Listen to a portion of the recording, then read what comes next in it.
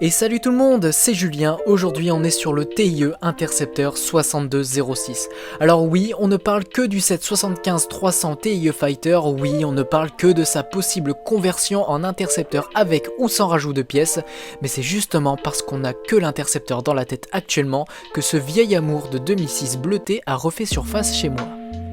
Et la première question qu'on se pose c'est bah dis donc Julien, pourquoi c'est bleu alors que les TIE sont gris? Eh bien j'ai ma petite idée.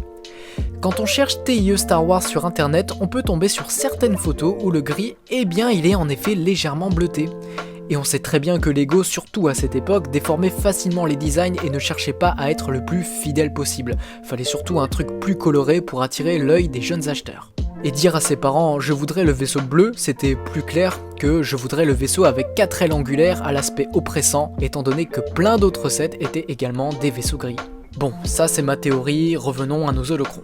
En soi, il y a très peu de choses à dire sur ce set, mais je voudrais en parler car personnellement il m'a marqué pour deux raisons.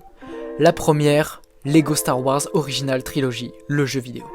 On va pas se mentir, ce jeu m'a fait rêver sur tellement de choses comme le double sabre de Darth Maul, Boba Fett, des personnages, des vaisseaux et parmi eux, le TIE Interceptor.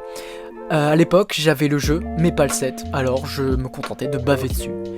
La deuxième raison, le A-Wing 6207. Ah, quelle torture celui-là, hein. Mais je parle pas du A-Wing, hein, je parle de sa notice, et de toutes les notices Lego Star Wars qui à la fin montraient les autres sets de la série que je savais que je n'aurais pas de sitôt, parce qu'à l'époque, une boîte Lego c'était un véritable événement pour moi.